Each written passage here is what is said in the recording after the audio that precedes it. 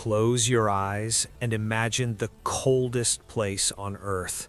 It is 3 a.m. in the middle of the Russian Ural Mountains. The wind is screaming like a ghost, and you are safe inside your tent, or so you think. Suddenly, something massive and silent is standing right outside.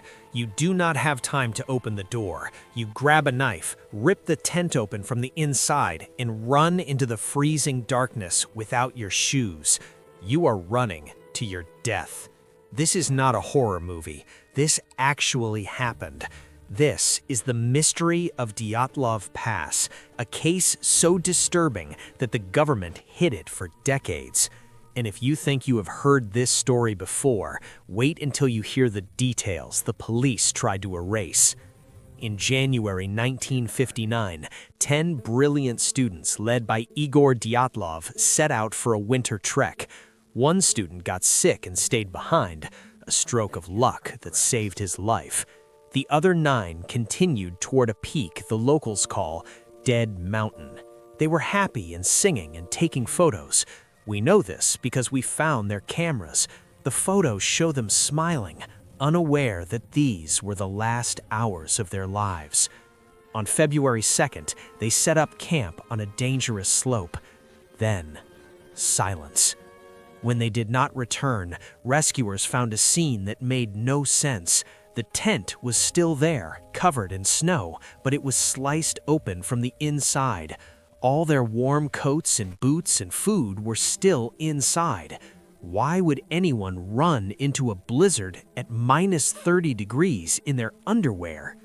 The rescuers followed the footprints. At the edge of the forest, they found the first 2 bodies under a giant cedar tree. Their hands were burned and their fingers were torn as if they were desperately trying to climb the tree to hide from something on the ground. By the way, if you are finding this mystery as chilling as I am, make sure to hit that like button so we can keep uncovering these dark files together. Then they found Igor Dyatlov. He was facing the tent, frozen in time, as if he was trying to crawl back to safety. But the worst was yet to come. Months later, when the snow melted, the remaining 4 hikers were found in a ravine. This is where the story turns into a nightmare. One girl named Ludmila was missing her tongue and her eyes. Another hiker's skull was crushed. 2 others had their ribs completely shattered. But here is the part that keeps investigators awake at night. The medical examiner said these injuries were caused by a force greater than any human. It was like being hit by a car at high speed, but there was not a single bruise on their skin. Their bones were turned to dust inside their bodies, while their skin remained perfect. Wait, it gets weirder.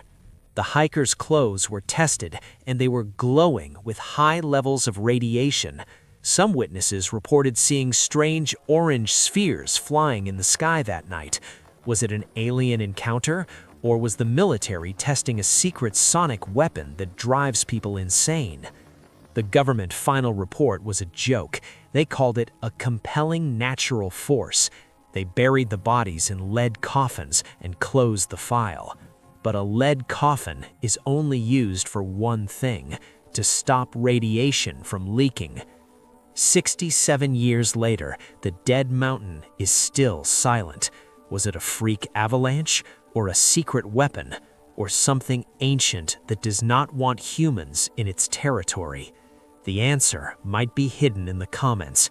I've seen some of you post incredible theories on my other videos, so tell me, what could crush a man's chest without leaving a mark? Don't forget to subscribe, because our next case is even darker than this one.